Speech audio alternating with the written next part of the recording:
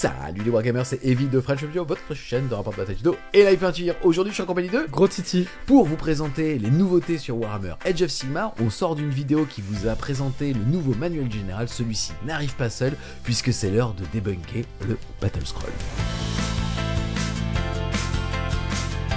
Comme dit précédemment, on sort tout juste de la vidéo du manuel général 2025-2026. Si vous ne l'avez pas encore vu, allez-y avant de regarder justement ce dont on va parler.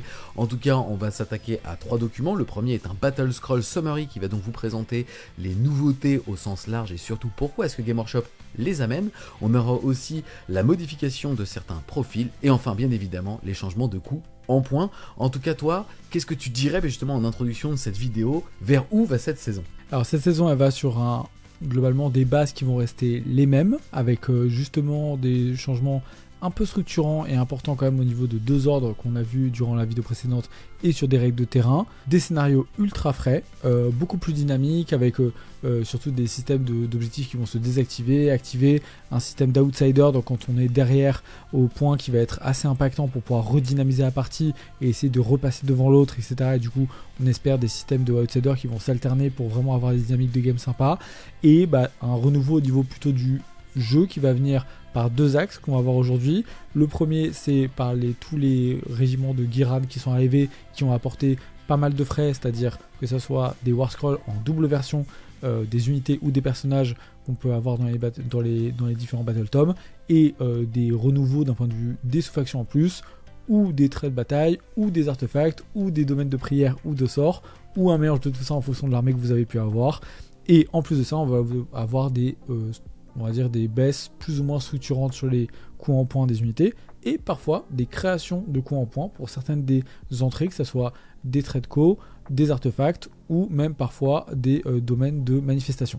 Yes, ce qu'il faut noter, c'est vraiment depuis maintenant 2 ans Game Workshop a une nouvelle équipe. Là, on parle même pas des nouveaux game designers qu'il y a sur cette 4ème édition de Warhammer Age of Sigmar. En tout cas, on a un éditeur de jeu qui est beaucoup plus à l'écoute des retours des parties via des statistiques et donc on a la capacité d'analyser des dizaines de milliers de parties pour savoir justement quel trait, par exemple, de commandement est tout le temps utilisé et est-ce que ça marche ou est-ce que ça marche pas. Et comme tu l'as dit, c'est la première fois dans cette version d'Age of Sigmar qu'on va avoir même des artefacts parfois ou notamment un décor de faction qui va avoir une valeur de coût en points pour rééquilibrer le jeu. Ouais, et du coup il y a quand même un côté un peu plus sympa et global dans la création de liste, c'est-à-dire qu'on va avoir des gens qui vont pouvoir rentrer plus de choses, donc soit plus d'unités parce que par exemple ils se sont passés d'un artefact qui est particulièrement puissant, qui vaut les 20 points, qui permettent de rentrer telle unité en plus dans la segmentation d'une armée en termes de structuration, et puis vous allez avoir d'autres qui vont avoir aussi s'orienter vers d'autres unités qui ont subi des baisses intéressantes, qui étaient soit peu jouées, soit qui bénéficient pas trop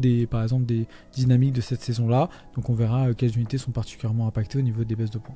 Yes, on commence donc tout de suite par rapport aux modifications des règles de base et du manuel du général. On vous en avait déjà parlé et Titi l'a rappelé, modification de 2 ordres, à savoir attaque en règle qui maintenant, le fait d'avoir plus 1 pour toucher va vous donner un malus qu'à la fin de la phase de -1 à la sauvegarde, et le défense en règle, c'est-à-dire le +1 à votre sauvegarde, lui ne va servir pas pendant toute une phase mais pendant toute une activation d'attaque sur vos petites miches. Ensuite au niveau des terrains, on va avoir une refonte complète des sites de pouvoir, je vous invite à aller regarder la vidéo, et aussi changement du mécanisme de terrain occultant puisque maintenant il faut que figurine par figurine on soit à 1 pouce d'un terrain pour bénéficier de cette règle occultante, et il ne faut être ni un monstre ni avoir la capacité de voler. Globalement, on a déjà couvert tout ça. La grosse nouveauté, donc déjà le système de points a changé, puisqu'on a plus sur des parties qui vont être aux alentours de 20 à 30 points, sur des parties qui vont être sur 80 points. Et donc, première grosse modification, c'est le fait quand vous choisissez d'avoir un double tour, de ne pas pouvoir marquer vos nouvelles tactiques, sauf si vous êtes en retard, c'est-à-dire outsider, sur au moins 11 points d'écart. Et aussi, là, on le découvre, nouveauté, faut savoir donc que vous allez, pour constituer vos listes d'armées, mettre vos unités avec des héros, c'est ce qu'on appelle des régiments. On rappelle que vous allez vous déployer régiment par régiment, c'est-à-dire donc, même si on peut les diviser, que la personne normalement qui a le moins de régiments a le moins de pauses et donc a souvent le choix de commencer ou pas la partie. Il faut savoir donc que pour contrebalancer ça et cette espèce de script qu'on avait assez souvent de se dire, tu sais quoi, moi j'ai 1 ou 2 pauses, tu commences comme ça, je vise un double tour. Et là, il va y avoir autre chose. À partir du moment où, au début de la partie, vous avez plus de régiments que votre adversaire, vous allez avoir une relance pour une des prises d'initiative. Ouais. Intéressant. C'est pas grand chose, parce qu'encore une fois, ça va jouer sur la chance, mais ils arrivent avec ça à peut-être lisser les statistiques pour éviter un double tour. Ouais, puis aussi donner un petit bonus à ceux qui justement veulent vraiment se faire plaisir au niveau de la construction d'armée, parce que des fois on prend justement des régiments supplémentaires, parce que tout simplement on a des armées qui nécessitent tel héros pour mettre telle unité à l'intérieur, et donc il faut qu'on puisse être libre de ses choix et là-dessus. Alors que quand on veut être en peu de drop, donc en peu de régiments, en général on est quand même restreint à soit jouer tel personnage qui donne accès à la multitude d'unités pour pouvoir faire vraiment ce qu'on veut, ou simplement on se force là-dessus pour avoir un avantage effectivement tactique. Donc là il y a avantage tactique, il n'y avait jamais vraiment de contrebalance, notamment quand on avait des one drop qui étaient très forts sans restriction de construction. Là par contre vous allez avoir quand même votre chance statistique d'avoir un double tour de 1, elle est statistiquement, mathématiquement faible, enfin elle est plus faible que celui d'avoir un jeu alterné, et en plus là la personne elle va accéder à une relance là-dessus. Très important, c'est qu'elle doit accéder, elle doit utiliser cette relance avant de savoir si vous décidez de prendre cette initiative ou pas. Donc c'est à dire que imaginons, vous êtes à la fin du premier tour, les deux joueurs vont jeter, le joueur qui est en position d'avoir un double fait un 4, l'autre fait un 3, donc globalement ça serait au joueur qui a peut-être un double tour de le prendre. On va pas tout le temps prendre des doubles tours, c'est pas du tout automatique, on voit quand même à un haut niveau compétition, en général on prend pas les doubles tours, on les laisse pour maintenir, éviter de perdre l'avantage au point de secondaire. Et bien là le joueur il va devoir ne pas avoir la réponse de l'autre, savoir s'il veut le prendre ou pas, et dire pour éviter le truc, je vais cramer ma relance et il devra garder le second résultat, quel qu'il soit. Voilà. Yes, autre modification, on va le découvrir en s'attaquant sur chacune des factions, c'est comme tu nous l'as dit, l'arrivée de Scourge of Ghiran, tout simplement les doubles profils qui sont arrivés. Et là, Game Workshop prévient quand même donc que une grosse partie des armées ont vu leur coût en points diminuer sur l'ensemble des factions, avec un focus sur les unités non-héros, monstres, war machines, en incluant les chariots, les non-magiciens, les non-prêtres et les non-cavaliers, à l'exclusion finalement des héros, qui justement doivent encore avoir un rôle important et donc cher sur le champ de bataille. Quelques modifications aussi sur Spearhead, on fera une vidéo spécifique pour parler de ce format de jeu. En tout cas, Game Workshop déjà arrive avec cette nouvelle saison, avec des nouvelles Spearhead, et tout est compris justement dans la boîte Spearhead pour ceux qui se poseraient la question. Et aussi des modifications ici, comme par exemple au niveau des City of Sigmar, qui fait que maintenant les cavaliers aussi vont être des unités qui vont pouvoir revenir une fois par partie avec le mot-clé Reinforcement. Ça fera encore une fois l'objet d'une vidéo spécifique. On va commencer le travail d'analyse faction par faction. Sachez qu'on vous recommande de faire la même chose. On a donc deux documents qui sont ouverts. On a le Rules Update qui va voir certains profils évoluer, par exemple Kéros, et aussi justement certaines clarifications de certaines règles d'armée. Le deuxième document, c'est tout simplement le Battle Profiles, c'est-à-dire les coups en points. Et on commence tout de suite par les City of Sigmar, où on voit que ça bronze, c'est que du vert, puisqu'une énorme partie des unités ont perdu 10, 20 ou même 30 points. Et on va le voir, là il y a même plusieurs pages, dont une qui concerne les battle formations ou les traits et les artefacts de pouvoir. Et ici, aucun changement de ce côté-là. Sous-entendu, les traits ne devaient pas être assez forts en tout cas pour qu'on puisse pénaliser un joueur de les utiliser. En tout cas, où étaient les City of Sigmar avant cette saison et où est-ce qu'ils vont là? Est-ce qu'on est typiquement sur une armée qui va gagner une unité sur table? Ouais, alors la baisse effectivement elle est généralisée, elle concerne toutes les races, on va dire qu'il y a au sein des City of Sigmar, donc vous avez les elfes, les nains et les humains, et donc là ça compte à peu près tout, des unités qui étaient très jouées comme des unités qui ne l'étaient pas. On voit Game Workshop, ce n'est pas une baisse qui concerne la méta, qui est directement envoyée là d'un point de vue message, elle concerne même des unités qui ont eu des ups via Ghiran, notamment le Ironwell Great Cannon, où vous avez maintenant en Ghiran une sous-faction qui vous permet, quand vous avez 3 canons, de relancer un jet de touche, blessure ou dégâts durant le tour, donc c'est vraiment hyper structurant. Et donc là on voit que maintenant il baisse à 100 points, donc c'est vraiment pas cher pour avoir une armée un peu War Machine. La baisse cumulée quand on joue les City of Sigmar sont souvent des soupes avec pas mal d'unités différentes et des généraux qui aiment bien utiliser un peu les tricks promis par cette armée. Là on peut quasiment rentrer une unité sans trop forcer soit un personnage, soit une unité un peu d'appoint comme des Wild Carpenter, ou une unité de style helm en plus, ou une unité de fusilier, ou renforcer une unité de fusilier gratuitement grâce à la baisse. Donc c'est extrêmement structurant pour la composition de l'armée, c'est vraiment très cool. Yes, on enchaîne ensuite avec les Daughters of Khaine. On voit que la Hakwyn sur Chaudron a perdu 20 points. Au niveau des autres unités, l'avatar de Khaine aussi, et globalement les autres sisters aussi. Pas de, entre guillemets, de pénalité pour l'utilisation des prières, battle formation ou autres. Ouais, ça se comprend plutôt parce qu'elles ont eu un excellent Ghiran qui en fait a boosté globalement toute l'infanterie Elf non Médusaille, sachant que les Médusailles étaient déjà ce qui était le plus joué d'un point de vue méta. Donc on a ce qui était méta n'a pas été bougé, et par contre ce qui est passé entre guillemets en buff avec Giran n'a pas été non plus buffé, parce que sinon on tombait peut-être dans un excès un peu trop fort, même s'il y a des petites baisses quand même sur deux types de Sister et de Witch, donc ça aide quand même à faire des pâtés un peu plus sympas qui bénéficient très bien de l'aide avec notre ami Crétusa, le nouveau personnage qui est sorti au courant de l'année dernière. Donc très cool pour les Dota of Cain, on espère que ça leur permettra de revenir au devant des charts, parce que pour l'instant elles étaient assez bas dans les win rates, très compliqué à jouer et très technique. Yes, on enchaîne ensuite avec nos amis de petite taille, c'est-à-dire les Fire Slayer. On voit globalement une diminution des coups en points d'une grosse partie des personnages. Et du côté des taxes, on voit néanmoins que le trait héroïque Ash Beard, qui permettait, si vous n'étiez pas prêtre, de passer prêtre, et si vous étiez déjà prêtre, d'avoir +1 à vos champs, prend 20 points. Tout comme pour le coup l'artefact Ash Cloud Rune, qui permettait tout simplement de choisir une unité, et celle-ci ne pouvait pas se faire tirer dessus. Ouais, pour les FS, donc un Giran qui buff beaucoup les Magmadrot. Donc en plus ils prennent des petites baisses de coups en points, donc on espère. Ils ont fait un peu le yo-yo entre des résultats aux États-Unis qui étaient assez bons, et par contre une présence en Europe et aux Worlds qui était très très faible, voire trop faible.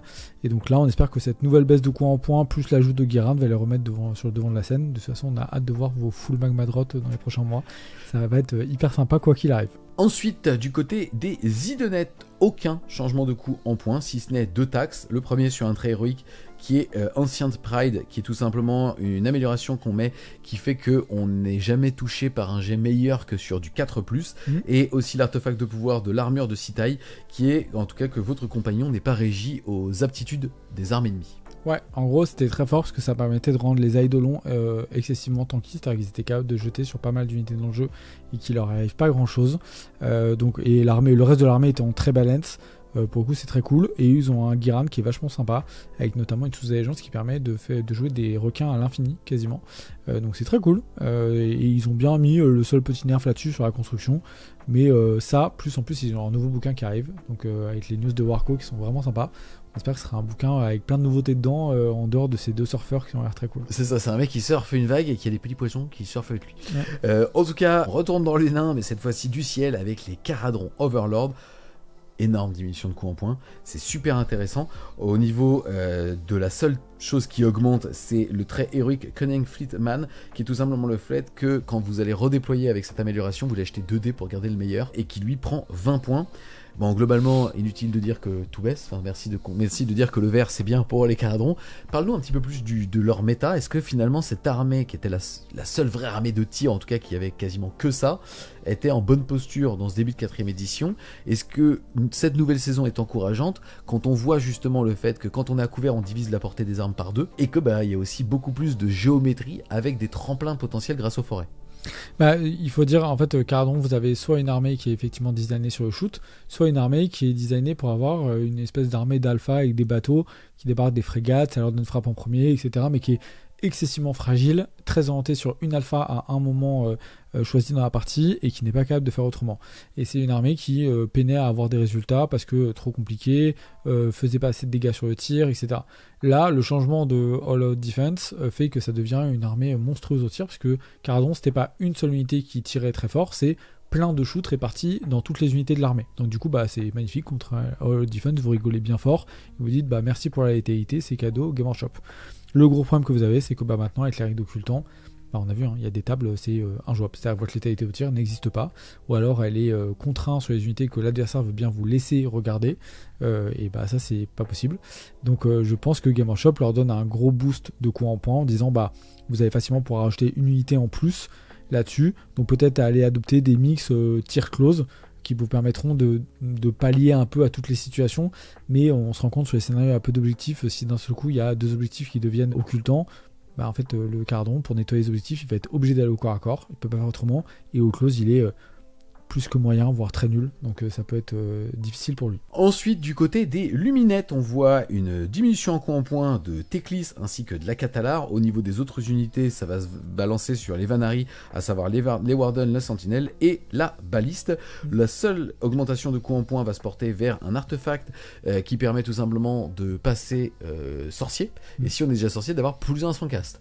Ok, et on est avec les Stormcast aussi sur l'augmentation du prix de leur terrain, puisque là on voit que le Shrine va passer à 20 points.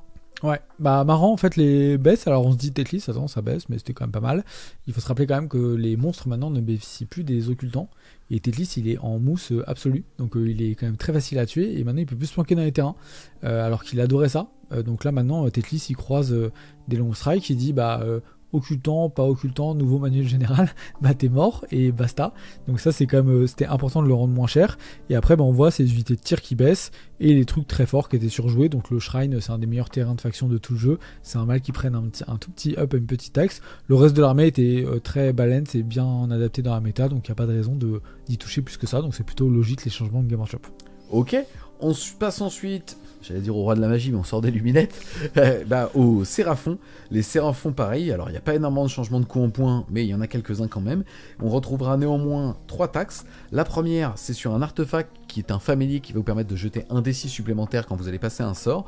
Le deuxième, c'est tout simplement le domaine de sort justement des Séraphons. Et le troisième, c'est aussi 20 points pour l'utilisation du décor. Donc là, on vient de découvrir que certains décors allaient être payants. Là, c'est carrément l'utilisation de ce choix de domaine de magie. Ouais, et sachant que vous avez 2 domaines de magie, donc rien ne vous force à prendre celui-là. Mais celui-là étant particulièrement puissant et surjoué, du coup, on vous pousse vers l'autre. En plus, vous avez un Ghiran qui va vous pousser à aller vers plutôt les Carnosaures, les gros monstres et tout. Ça tombe bien, l'autre domaine est orienté protection des gros monstres et plutôt corps à corps plutôt que dégâts à distance. Donc on apprécie. Et après les changements, c'est une armée pareille qui était balance, qui est quand même puissante, mais qui n'était pas simple à avoir des résultats avec. Donc elle n'est pas capable de tout affronter, elle n'est pas capable de jouer sur tous les scénarios. Donc c'était une très bonne armée d'équipe par exemple, mais en solo ça pédalait un petit peu. Donc il ne fallait pas trop toucher. Je pense qu'ils vont bien aimer cette nouvelle version, les Séraphons, de mon point de vue. Maintenant, on verra sur le reste. Ils ont bien touché. En fait, les choses qu'ils ont touché, c'était bien. Le terrain est très fort. Le plus 1d6 au cast, c'était pour le Starseer qui enlevait les protections des ennemis. Donc, c'est parfait de l'avoir un peu taxé parce que c'était beaucoup trop fort. Voilà. Donc, très cool. Les changements de Séraphons sont équilibrés. Ça rejoint un peu Luminette. Ils sont dans la même balance au niveau du jeu. Ok, on enchaîne ensuite, alors là avec les Stormcast, donc faction qui est réputée pour être très forte à AOS. Là globalement c'est plutôt bien, on voit qu'ils ont baissé tout ce qui n'était pas joué. Ouais. Mais ils n'ont pas monté ce qui était joué, attention. Mais au moins, ça va peut-être changer un petit peu de visage sur les listes. On voit néanmoins 2 taxes, c'est-à-dire 2 choses qui vont être augmentées. La première c'est le très héroïque Envoy of Even, et aussi ici on le retrouve, le fait de payer justement ce fameux décor de faction qui, on le rappelle, vous permet une fois par tour de pouvoir justement faire blink une unité, c'est-à-dire de la remettre en cieux. Ouais, du coup, c'est trop cool pour Stormcast parce qu'ils ont globalement des unités qui sont excessivement fortes, des unités qui n'étaient pas jouées. Donc là, Game Workshop vous pousse à dire regardez le reste du bouquin, il est très cool, il y a plein de synergies super et tout. Et en plus, ils ont un Ghiran qui leur pousse Iridan avec des gros flashlights en mode le perso est incroyable et la fille est incroyable, jouez-le parce qu'on l'a pas vu depuis le début de la sortie parce que tout le reste est pété. Donc en fait, là, ils se retrouvent avec un bouquin full open, que tout est bien. C'est trop cool. Maintenant, ils ont leur unité phare qui a un peu traumatisé les tables, le Long Strike qui s'est venu prendre une tonne d'occultants dans la tête là-dessus. Maintenant, la puissance du Stormcast ne résidait, à mon humble avis, pas dans le Long Strike. Donc je pense qu'on va toujours voir Stormcast au top of the top, au moins pour le début de cette nouvelle version. Ok, on enchaîne ensuite avec nos amis de la forêt. Les Sylvanettes. Pareil, alors là c'est quelques diminutions de coût en points, faut croire que c'était assez balance, et les 2 seules taxes que sont données sur un très héroïque qui permettait encore une fois, si vous n'étiez pas sorcier, de passer sorcier, si vous l'étiez déjà, d'avoir plus un pour caster, et l'autre était sur un artefact de pouvoir qui faisait revivre un personnage à la vie. Ça paraît assez logique de donner 20 points quoi. Ouais, et puis alors là pour le coup, je pense que Sylvanette bénéficie ok de la version, il faut voir un peu comment ils vont se comporter. C'est une armée qui était très forte et designée pour jouer sur le multi-objectif. Elle était assez faible sur le peu d'objectifs dans les scénarios. Elle, ça dépend vraiment du match auquel vous allez à jouer. Est-ce que dans le nouveau design du scoring, ils vont bien s'en sortir, et peut-être Game Workshop a vu que dans les cartes de tactique de bataille, ils étaient particulièrement forts. Et donc c'est peut-être pour ça qu'ils les ont pas trop touchés, ils leur ont pas trop donné de buff. Ou alors c'est juste que pour l'instant, on attend de voir où ils sont. C'est une armée qui a comme une certaine spécialité dans l'esquive et tout, et donc n'est pas un danger pour Game Workshop en termes de méta. C'est-à-dire demain, le jeu peut pas devenir injouable parce que les Sylvanettes sont turbo broken. Ensuite, les lames de corne, pareil, pas de taxe cette fois-ci, on est vraiment que sur des bonus. Ouais, alors Ça, c'est assez surprenant. Alors, heureusement, ils ont quand même touché des unités qui sont pas trop jouées aujourd'hui. Néanmoins, Khorne, c'est quand même une armée qui était vent dans le dos. Personnellement, elle avait mon petit favori pour le champion de la version sur sa fin. J'ai trouvé vraiment l'armée la plus puissante. Maintenant, ils ont touché à des unités qui n'étaient pas jouées, donc ils considèrent que l'armée passe bien dans la version suivante, sans nerfs, sans quoi, et en arrivant sur autre chose. À voir, moi je pense qu'elle reste excessivement puissante. Donc je pense qu'avec Stormcast, ils vont rester assez haut dans les charts, mais c'est vraiment une analyse un peu à froid sans avoir de retour de tournoi ou quoi. Yes, en tout cas une armée qui permet de jouer pendant le tour adverse et de loquer des unités au corps à corps, c'est toujours fort. Ensuite, on va passer du côté du chaos avec les disciples de Tzeentch. Pareil, que des diminutions de coûts en points, seulement 3 taxes. La première va être sur le domaine de magie du Seigneur du Changement, ensuite sur un artefact de pouvoir qui permet d'avoir plus 1 au cast et au bannissement, et le dernier c'était sur le trait héroïque illusionniste qui permettait d'avoir un malus à la touche. Ouais, bah une armée qui était quand même bien lancée, hein. C'était une armée alors qui était toujours un peu frustrante parce que soit vous aviez les moyens de l'embêter, soit c'était comme une armée qui maîtrisait le jeu de A à Z sans pouvoir être contrecarré. Maintenant, là il y a des baisses qui sont plus ou moins explicables. Kyros est un monstre absolu et donc là il baisse en coup en point. Le Lord of Change était excellent. Donc en fait, les deux formaient une paire excessivement qui ont été énormément montées suite à Atlanta qui a eu lieu en novembre.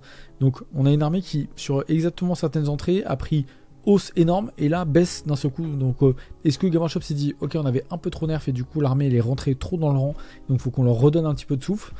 Moi je pense que c'est un peu ça, et sachant que leur Ghiran booste plutôt les mortels, donc c'est vrai qu'il n'y a pas une double vague à surfer sur le côté de Tzeentch. Je pense qu'ils ont une open de peut-être se retrouver sur des gameplays un peu plus agressifs comme le suggère Ghiran, d'aller chercher un peu plus de corps à corps. Ok. Ensuite, du côté des Knights of Slaanesh, on voit que quasiment tous les personnages baissent.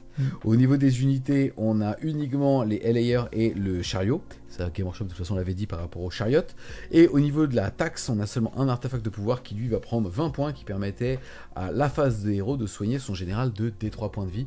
Donc c'était pour éviter le rallye plus D3 à tous les tours. Ouais. Bah là on a le côté Slaanesh, c'est l'armée un peu du fond de tableau qui n'a pas encore réussi à trouver ses marques durant la V4 pendant un an. Il y a eu quelques petites perfs individuelles à droite à gauche. Maintenant c'est une armée qui a eu un Ghiran assez sympa mais qui est pas non plus broken avec Sileske et nos amis Slangor qui ont été mis en avant. Sileske. Ah, Sileske, maintenant c'est rentré dans les charts. Ok. Voilà, ok. Et donc là, grosse baisse qui vous permet globalement d'entrer une unité de plus facile. On espère que ça va fonctionner. Ils ont eu des très bonnes sous-allégeances également avec le Ghiran. Bon, et on espère que ça suffira pour que Slaanesh revienne au top, sachant que c'est une armée qui est très aggro, très glass cannon, c'est-à-dire avec peu de capacité d'encaissement mais une bonne capacité d'attaque. On espère que ça suffira. C'est bon parce que tu étais même ressenti pour jouer Slaanesh au championnat du monde. Ouais, absolument. C'était une armée que j'envisageais. Alors, c'est pas l'âge qui a hérité du truc. Alors, il a hérité d'une tâche aussi pas facile lors des Wars parce que finalement, on a eu du mal à utiliser l'armée à son plein potentiel. Mais c'est une armée qui a un vrai potentiel de technicité et d'agression qui est souvent surprenant et en plus qui est pas très connu des joueurs parce qu'il y a peu de joueurs Slaanesh et encore moins de bons joueurs Slaanesh qui font des résultats. Donc, c'est une arme qui a souvent été une surprise dans les rosters au niveau des Worlds à chaque année. Il n'y a jamais eu beaucoup de joueurs qui jouent Slaanesh, mais ça a toujours été plutôt des spécialistes avec un jeu très agressif. Tu sais comment on voit la différence entre un bon et un mauvais joueur Slaanesh ? Vas-y, parce que maintenant t'es devenu un expert. Le mauvais joueur Slaanesh, il la prend dans le cul, et voilà. Et le bon joueur Slaanesh, il la prend dans le cul, et c'est pareil. Elle était pas ouf celle-là. Franchement, je suis pas sûr qu'elle reste. Si elle reste, c'est que les monteurs l'ont validé.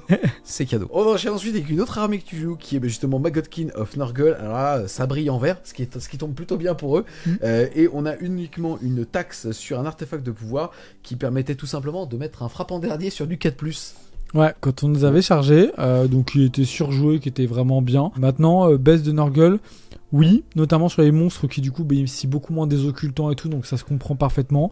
Et le reste de l'armée bouge pas énormément dans ses lignes les plus structurantes en termes de construction. C'est une armée qui est toujours au milieu du tableau. Nurgle, elle marche bien, ça dépend de la construction que vous faites et tout. Il y a eu une petite hype un peu fausse que tout le monde a pris aux Wars en pensant que c'était super fort. Et en fait, non, c'est juste bien comme armée. Donc là, du coup, on sait qu'ils sont au milieu du tableau et je pense qu'ils vont y rester avec ça. Et c'est une armée qui est très bien pour, entre guillemets, travasser un peu les versions. On voit que ça fait des résultats tout à fait corrects et équilibrés depuis un an. Ok. On enchaîne ensuite avec les Skaven. Et personnellement, tu vas pouvoir nous expliquer, je suis très surpris. Tout baisse, ce qui est normal, puisque Skaven, donc armée phare de cette 4ème édition, puisqu'au centre de l'intrigue avec les Stormcast, quand tu lis le livre d'armée, tu te dis putain c'est fort, il y a des occurrences de -1 la touche, -1 la blesse, que peu d'armées ont, et ainsi de suite, et pourtant, il faisait pas énormément de performance. Est-ce que c'est parce que ce fameux stat check n'était pas atteint? Là, pourquoi est-ce que tout baisse? C'est toujours un peu compliqué parce que Skaven, ça a eu des armées qui ont performé à des temps très courts, mais qui ont nécessité une période d'adaptation des adversaires qui était pas très longue. Donc en fait, ça sort, un joueur trouve un truc, bah tiens, on va essayer de mettre 12 ratlings, tiens, on va essayer de mettre 200 rats avec Visic, on va faire des trucs. Ça marche, et puis après, quand vous arrivez dans des environnements vraiment compétitifs où les gens sont préparés, vous vous rendez compte que, en fait, ça marchote, quoi. C'est bien, mais c'est soumis à l'aléatoire Skaven, c'est hyper galère à jouer, c'est hyper long à jouer, parce qu'en fait, on joue quasiment un tour complet durant le tour de l'adversaire, donc en fait, on joue 10 tours quand l'autre en joue 5, mais on a le même temps à la cloque, donc d'un point de vue tournoi, bah finalement, ça rentre pas, donc on galère. C'est exigeant, ça prend du temps, ça pardonne qu'une erreur, donc du coup, bah les mecs qui font le choix, bah boum, dès qu'ils se plantent, et puis quand ça pardonne pas, c'est-à-dire que quand ça pardonne pas dans le bon sens, bah ça implose. C'est une armée qui s'est spécialisée aussi dans le multi-objectif, elle est beaucoup plus forte sur le multi-objectif, sur peu d'objets elle galère un peu, sauf certains builds. Donc on verra, ils ont un très bon Giran qui a boosté notamment la Brute Terror, parce que je pense que Gamin Shot n'en a pas vendu, donc il fallait vraiment une deuxième version, et qui a boosté aussi la cloche, très cool, parce qu'on en avait plus vu depuis la nouvelle version, donc ça fait très plaisir de voir des cloches qui vont faire ding-dong pour rassembler les rats autour d'eux, et la Brute Terror qui sera vraiment cool pour booster les molders, donner des buffs, un peu d'attaque et tout. Il y a vraiment un bon gameplay, peut-être un peu plus aggro en Skaven, pour trouver enfin peut-être la ligne directrice qu'on n'a pas encore réussi à trouver. Voilà, c'est un peu des coups d'éclat dans la méta, ça fait peur à tout le monde, personne n'a jamais envie de jouer contre, et puis en fait quand on joue contre, on se rend compte en disant oh ça va, en fait j'arrive à m'en sortir quand même, je dératise et ça va, voilà.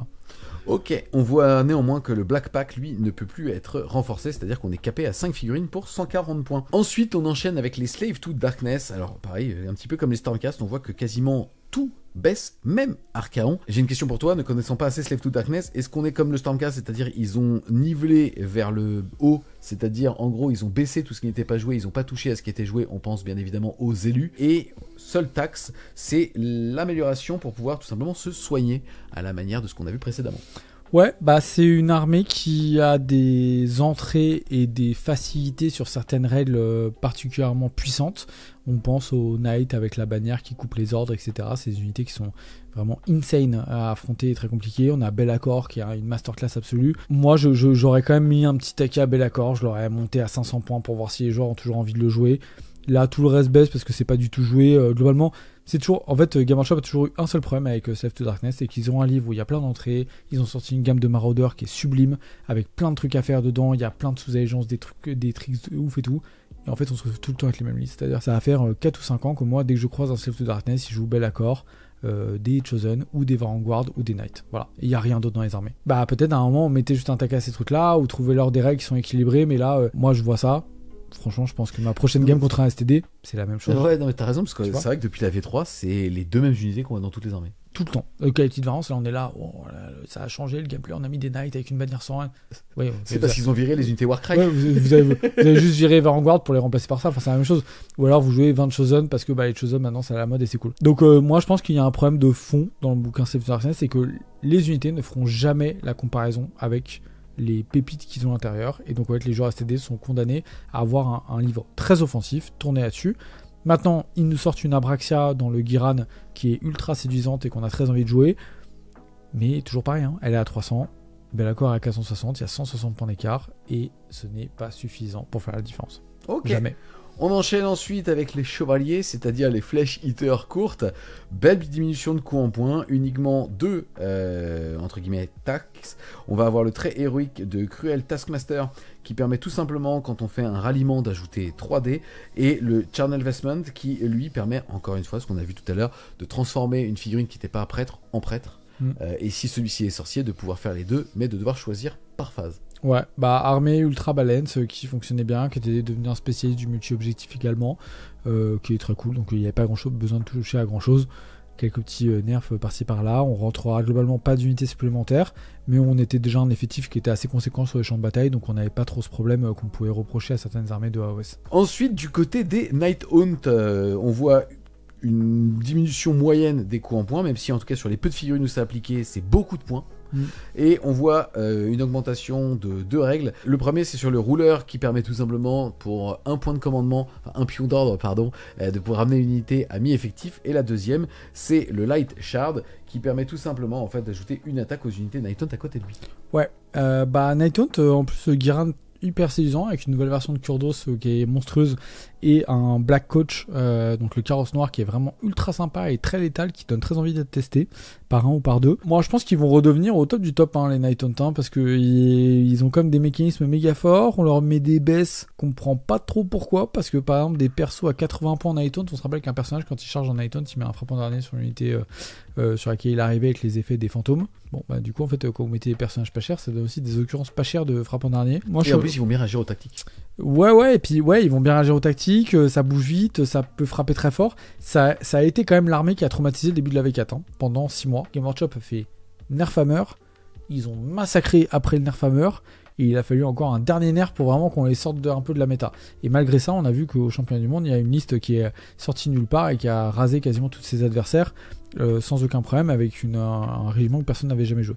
Donc c'est une armée qui en a vraiment sous le pied. Attention aux baisses de points sur les Night Hunt et aux trucs comme ça. Moi j'aurais personnellement laissé un peu le bouquin comme ça et j'aurais essayé de voir comment ça va se passer au début, parce que quand on a une armée qui est en 4+ éthérée, qui peut frapper potentiellement quasiment le plus fort du jeu en mettant tout, et qu'en plus ils ont un bon Giran qui leur ajoute quand même des trucs très sexy, attention sur les Night Hunt, ça pourrait être un des gros prédateurs de ce début de version. Ensuite du côté des Ossiarch Bone Reaper, pareil, beaucoup de diminution de coups en points. Ouais, bah c'est une armée qui s'est fait nerfer Nerfhammer. Maintenant, il faut leur redonner quand même un petit coup de main. Le Giran a été assez cool, a introduit un mécanisme un peu de rip-hop avec notamment les Mortec et tout pour leur redonner un peu une seconde vie. Donc c'est assez cool, c'est un gameplay qu'on n'avait pas du tout.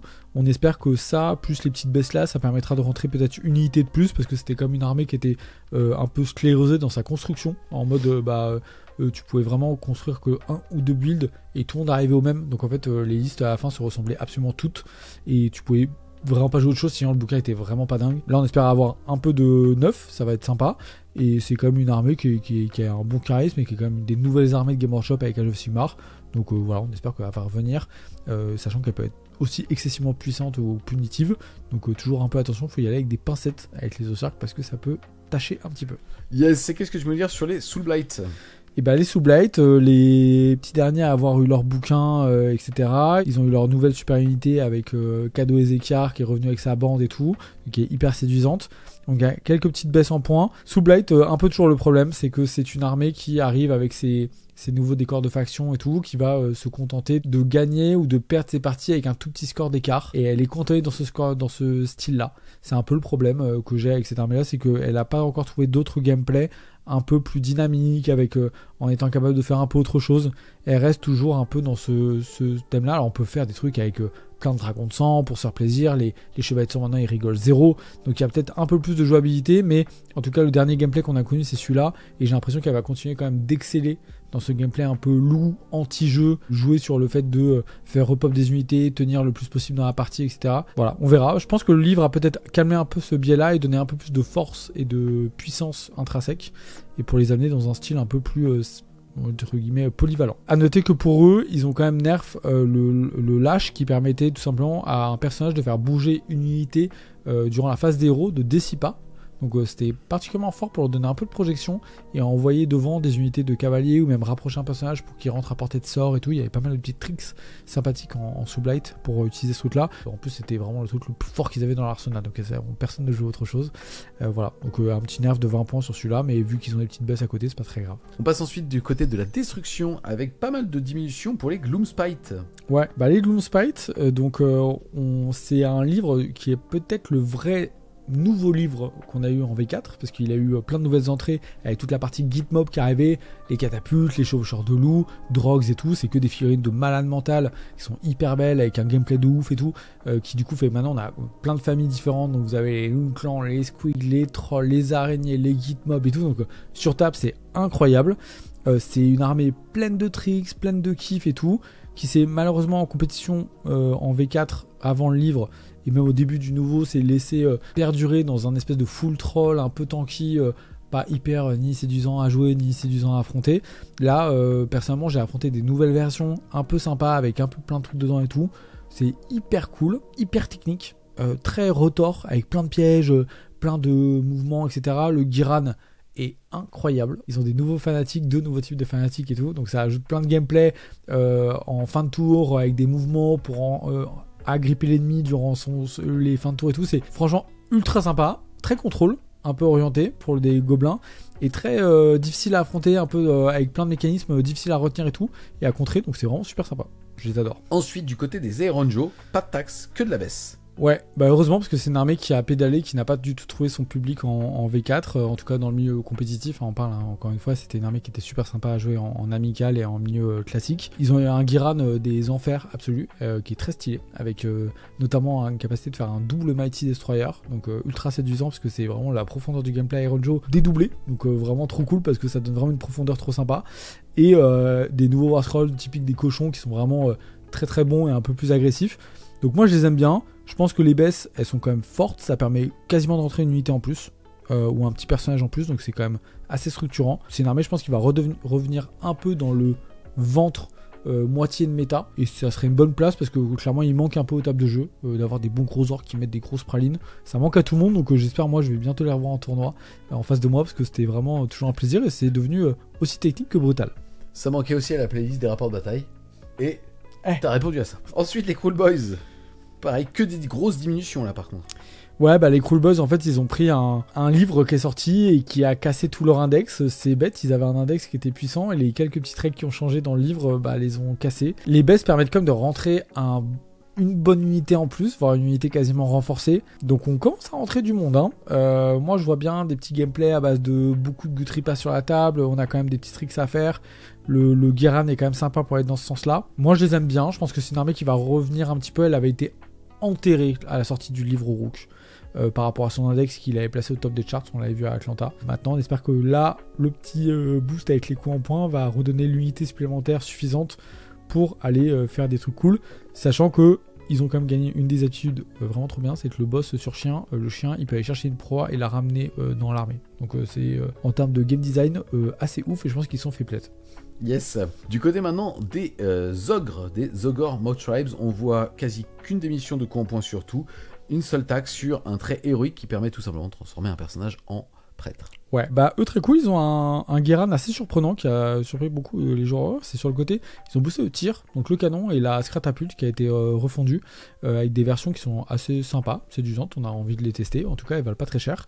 Et à côté c'est une armée qui était milieu mou de tableau, mais qui était quand même surprenante et très agressive et dangereuse à affronter. Donc c'est ce qu'on attend des ogres, d'avoir des grosses bêtes qui peuvent vous foncer dessus très fort, qu'ils soient à pied sur des mammouths ou quoi, c'est pas très grave. Donc moi je les aime bien, je pense que la nouvelle version ça va bien leur aller, ils n'avaient pas besoin qu'on les touche trop, donc ils vont pas forcément rajouter d'unités avec ça, ils peuvent peut-être avoir un peu plus de souplesse dans la construction, ce qui est déjà pas mal.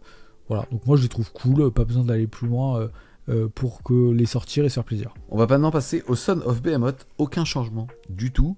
Et clairement, c'est une des factions qui me fait le plus peur, parce que je pense que c'est la faction qui est le plus desservie par tout cette saison. On n'a plus envie de faire des attaques en règle, puisque on a -1 la sauvegarde, donc ça fait derrière qu'on se fait one tap, et on touche à 4 tout le temps. Et c'est très binaire comme gameplay. J'aurais aimé qu'ils nous rajoutent un gros, en fait, pour beaucoup de raisons, parce qu'ils ont tous les mauvais mots-clés, ils ne bénéficient jamais des occultants, enfin, bon, inutile de plus en parler, mais... Est-ce que tu peux nous en parler? Est-ce que tu penses qu'il y a encore des choses à faire? Pourquoi est-ce qu'ils sont oubliés? Le truc, c'est qu'en fait, surtout en fin de version, en fin de V4, là, en V4, ils n'ont pas trouvé leur public. Ensuite, il y a eu les gardes d'honneur, les deuxièmes versions des gardes d'honneur qui ont rajouté les prize beasts, donc qui permettaient de buffer seulement les monstres en leur donnant un plus un hit permanent et en enlevant le dégressif. Et là, Aesop, petit à petit, ça revenait un peu, quoi. Tu vois, et puis il y a eu des petites open, on s'est dit, et puis ça pointait un peu le bout de son nez. Puis au Worlds, ça a fait des prestations quand même pas dégueulasses, donc on s'est dit, ouais, Game, ça a trouvé son truc. En fait, le problème, c'est que là, on arrive dans la version et en fait, les règles qui arrivent, c'est que contre eux. Donc, déjà, en fait, ils ont perdu leur prize beast. Comme tu l'as dit, l'attaque en règle, c'est particulièrement structurant pour eux parce que ils sont obligés d'attaquer en règle pour espérer faire quelque chose dans un combat. Sinon, ils s'en remettent au dieu de Warhammer, et le dieu de Warhammer, il est pas toujours sympa avec toi. Ça, c'est la loi. Encore moins avec toi. Avec moi, il est vraiment hyper méchant. Et sauf que malgré que vous mettez une attaque en règle, vous avez des profils qui sont à très haute variance. Vous pouvez vraiment faire à une phase 25 dégâts et à la phase d'après 5, et du coup ça fait la saveur aussi du jeu sobre, c'est à dire que vous pouvez smasher n'importe quelle unité du jeu en une seule phase d'attaque et galérer à tuer 20 gobelins.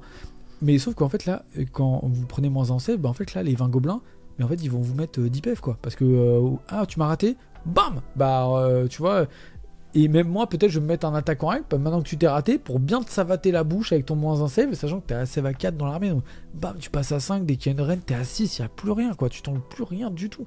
Et donc, en fait, les craquages et les ripostes, mais vont faire tellement mal que du coup, le sub, il dit, je vais arrêter de la haute attaque, peut-être. On arrête les conneries.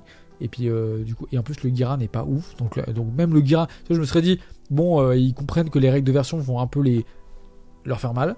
Bip, et du coup le Giran va être en béton. Le Giran, j'ai pas compris l'intérêt. Je vois pas ce qu'il ajoute à l'armée. C'est pas intéressant. Tu changes de slip de robe. Ouais, donc pas cool. Pas cool. Et du coup, les gars, faites un truc pour eux parce que là, c'est la PLS quand même. Hein. Franchement, et quand on regarde un petit peu et qu'on se plonge dans les tactiques de bataille et tout, on a vu qu'il y en a qui sont des cartes qui sont même pas faisables pour eux. Donc ils ont des trucs. Enfin, prenez le gameplay en sub, cherchez les trucs. C'est quoi, je tue un héros au premier tour pour débloquer ma carte, et l'autre c'est je dois capturer des terrains en territoire ennemi avec mes gros. Mais du coup je vais faire quoi? Je fais du primaire, je capture les terrains, je fais du secondaire, je fais quoi? Donc pas facile, et je trouve que ça va peut-être être les grands perdants de cette version là. Alors si je me trompe, je suis le premier content parce que j'aime bien cette armée là, je la trouve cool, et elle apporte de la beauté sur la table parce que c'est toujours cool d'avoir des gros sur la table, un petit peu de fantaisie quoi. Mais sur le papier, franchement, j'ai l'impression qu'ils prennent une torgnole pleine tête. Voilà. Yes.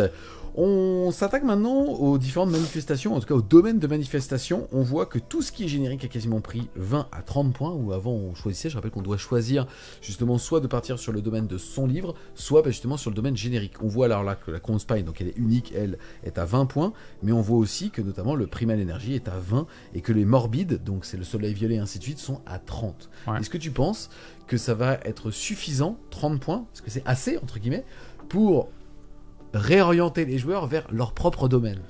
Il y a des gens qui n'ont pas de domaine. Donc il y a des gens, ils devaient aller piocher dans les trucs. Par exemple, Seraphon, c'est une grosse armée de magie, ils n'ont pas de domaine de manif. Donc eux, ils devaient de toute façon en prendre une. Mais en fait, il y a plusieurs domaines de manif. Il y en a, personnellement, moi, en un an, j'ai pas joué contre. Donc je pense à un ou deux domaines, machinerie, et il y en a un, je sais même pas son nom, tellement je l'ai jamais affronté ou vu dans une liste de tournois. Je pense que j'ai fait des tournois à plus de 100 personnes ou à 200 personnes à Atlanta et tout. Il y a les domaines de manif, il n'y en avait pas un seul qui l'avait pris. Même les mecs sympas dans la salle. Donc du coup, oui, si tu prends les domaines qui sont surjoués, qui sont forts, et tu payes une taxe qui est très légère, parce qu'en plus en parallèle on t'a filé un battle scroll qui est majoritairement composé de baisse. Donc en fait ça va s'absorber tranquillement, mais là où ton petit copain il va peut-être faire le sacrifice d'aller jouer soit ses manifs maison, soit prendre un domaine un petit peu moins fort en termes de trucs, il va peut-être rentrer pas une unité un peu pourrie que toi t'as pu rentrer, lui il va peut-être rentrer une unité un peu plus, et donc ça lui donne un petit avantage. Donc ça je trouve ça bien, ça dilue un peu, et puis quand t'as ça plus finalement ton artefact et ton machin qui était un peu pété, là c'est plus 30 points, c'est 70 que tu prends dans les dents.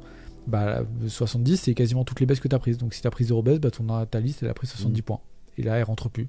Donc du coup merci, va jouer les autres unités, diversifie un peu ton truc, change un peu d'artefact, prends les trucs qui sont dans Guéran, et puis fais-toi un peu plaisir. Donc ça je trouve ça très cool. On a fait le tour de tout ce qui va changer, on va pas ici s'attaquer justement à ce qui va être légende, on vous laisse les découvrir. En tout cas, j'ai plein de questions pour toi. On est donc sur un nouveau manuel général avec énormément de nouvelles choses à tester, je pense, au scénario, avant même les tactiques. Puisque je pense que jouer sans tactique, les gars, pour vos premières games, vous allez kiffer de ouf la saveur des scénarios. Après, vous agitez les tactiques. Et vraiment, là, on va découvrir cette nouvelle saison. Est-ce que pour toi, en tout cas, de ce qu'on a vu aujourd'hui, et donc je parle pas des scénarios, là, ça te donne envie de retester toutes les listes d'armées, de refaire des builds dans tous les sens, de voir si on n'a pas passé à côté de certaines choses, peut-être des stat checks avec des unités qu'on voyait pas, mais qui on n'avait pas envie de jouer dans certaines armées, qui ont perdu 20 points, j'en sais rien. Où est-ce que t'en es aujourd'hui? Déjà, il y a quand même une rejouabilité qui est cool, c'est qu'avec Guéran, t'as envie de tester tous les War Scrolls qui sont sortis, pour voir qu'est-ce que l'éditeur a envie de faire. Il y a des sous-factions qui ont l'air sympas, il y a des traits de co qui ont l'air cool, il y a des nouveaux domaines de prière, t'as envie de les jouer parce qu'ils apportent un peu de gameplay et tout. Donc globalement, toutes les armées ont eu soit un War Scroll à tester, soit une sous-faction, soit des traits de co, soit des machins que t'as envie de mettre sur table. Ça c'est cool. Après, t'as la construction d'armée qui a été complètement rebattue, le fait que t'aies plus de garde d'honneur, que tu n'aies plus de tactique qui soit en lien avec la construction d'armée, c'est-à-dire par exemple tuer l'entourage qui disait tu es unité du régiment de général, ça c'est sorti. Donc du coup dans le scoring adverse il n'y a plus de trucs par rapport à ta construction de liste. Donc tu peux te faire plaisir, tu peux mettre tout ce que tu veux dans ta construction un peu comme tu veux, ça n'a pas d'incidence, t'as pas de déclenchement au début de la partie en mode tu prends quoi comme garde d'honneur, toi t'as pris ça, moi je prends +1/+1 donc t'es niqué. Ça c'est fini, over. Donc je trouve ça hyper cool que le jeu dise reconstruisez de zéro, il n'y a plus aucune restriction, il n'y a plus de scoring qui est en rapport avec vos constructions de liste, on vous a rajouté en plus des traits de monture, des traits de bateau pour les caradrons, des nouveaux trucs. Ceux qui n'ont pas eu de nouveautés de ce style-là, vous avez des nouveaux War Scrolls, vous avez 2 versions de War Scrolls différentes. Donc en plus, vous pouvez tester votre construction avec les 2 types de War Scrolls pour voir celui qui vous plaît le plus. Alors, vous pouvez pas avoir les 2 mêmes. Par exemple, si vous voulez 2 cloches, il faut choisir soit des cloches de Guérin, soit des cloches normales. Et voilà, donc ça, moi je trouve que ça apporte un gameplay suffisant pour déjà que tous les joueurs se plongent un peu dans la version pour voir si ça leur plaît. Et puis voir ce qu'ils vont aimer dans la version. Est-ce que ça va être les nouveaux scénarios? Est-ce qu'ils vont bien aimer le système de scoring? Vers quoi ils vont avoir envie d'aller, etc. Et puis si ça leur donne envie de peut-être starter une nouvelle armée parce qu'il y a des gameplays qui vont changer. Donc c'est vraiment trop cool. Yes, c'est rigolo, faut vraiment comprendre que si on prend en tout cas la logique de Game Workshop, c'est systématiquement la première saison, donc après 1 an de version, qu'on découvre là où ils voulaient aller avec une nouvelle édition. Ouais. Et là, on se rend compte à quel point cette 4ème édition n'a plus rien à voir avec soit la méta de la V3, soit le jeu qu'était la V3 finalement. Puisque là, il faut vraiment se rendre compte, comme tu l'as dit, que bien évidemment, c'est manuel général 2025-2026, les nouveaux justement détachements qui sont prévus avec Guiran, et aussi maintenant cette granularité qu'on n'avait jamais vue, à faire payer un Arthos. Ouais, c'est clair. Et puis du coup, tu as une construction qui est un peu plus sympa et plus libre, et puis tu as le côté fraîcheur, un jeu qui est hyper interactif, sur lequel c'est beaucoup plus clair, ou sur lequel le scoring aussi est plus clair pour les 2 adversaires dans ce qu'ils sont capables de faire à chaque tour. Donc je trouve qu'on est sur un jeu qui est frais, avec des mécanismes nouveaux et des choses qui sont suffisamment proches de ce qu'on avait avant pour pas dérouter les gens qui ont peut-être pas fait partie genre depuis 2 mois parce qu'ils attendaient la nouvelle version, ils vont pas être perdus, et en même temps plein de choses à tester, potentiellement beaucoup de renouveaux, notamment pour les gens qui jouent pas énormément. Ils ont là suffisamment à se mettre sous la dent pour au moins les 6 prochains mois jusqu'au prochain Battle Scroll, avec des grosses évolutions qui rajouteront peut-être de nouvelles cartes de tactique de bataille ou des choses comme ça qui peuvent facilement leur redonner encore une petite hype pendant les 6 mois jusqu'à la prochaine version de l'été. Donc on sent qu'il y a un vrai cycle qui s'instaure, qui va emmener les gens jusqu'à l'année prochaine de manière assez saine, dynamique, avec des choses à rajouter en plus, mais pas non plus trop, et suffisamment pour que ça ait l'air à nouveau et que vous ayez envie de faire 10-15 games dans les prochains mois avec vos potes. Yes, et si vous êtes déçus, ne vous inquiétez pas, comme on le disait tout à l'heure, Game Workshop n'a jamais été aussi réactif. Donc de toute façon, s'il y a des choses qui sont trop fortes, dans les 3 à 6 mois maximum, ça va évoluer. Ouais. Il faut vraiment comprendre que la logique ne change pas, mais que ce sont des ajustements qui nerfent ce qui est trop fort. Donc globalement, c'est quand même un putain de travail qui a été fait là de la part de Game Workshop. Ouais, c'est clair. Et puis comme le dit Julien, c'est vraiment, si on prend l'année dernière, il y a eu cette vague un peu, je disais, de Nightone qui a un peu tout déboulé. Ça a duré jusqu'au mois de septembre, donc c'est sorti en juillet, ça a duré 2 mois. C'est vrai qu'on est con, on a l'impression que ça a duré pendant 6 mois, alors qu'en fait, en réalité, pas du tout. Donc oui, il y a 2-3 mecs qui ont fait des tournois, dont moi, où je me suis pris des Nightone dans la tête, j'ai dit, mais qu'est-ce que c'est que ça, c'est pas normal. Et donc, mais vous inquiétez pas, ça dure vraiment pas longtemps, et dans un cercle restreint, entre guillemets, vous pouvez vite vous mettre des restrictions et comprendre que ça bougera très très vite, parce que ça ne reste jamais. Voilà. Yes, et bien écoute, en tout cas un grand merci à toi mon Titi d'être venu nous présenter ce nouveau Battle Scroll pour la nouvelle saison 2025-2026 de Warhammer Age of Sigmar. On espère clairement les amis que vous allez aimer cette vidéo, c'est le cas, n'hésitez pas à le dire, en plus de petits pouces, ça nous fera plaisir et ça va alimenter ce gros monsieur qui est juste ici. Si vous voulez aussi supporter French Wave Show et l'alimenter d'une autre manière, n'hésitez pas à faire un tour sur la plateforme de Tipeee, puisque les amis on ne peut vivre que grâce à vous et à votre générosité pour tenter de vous divertir dans notre passion. Donc on vous fait à tous plein de gros bisous et on vous dit à plus les Wargamers.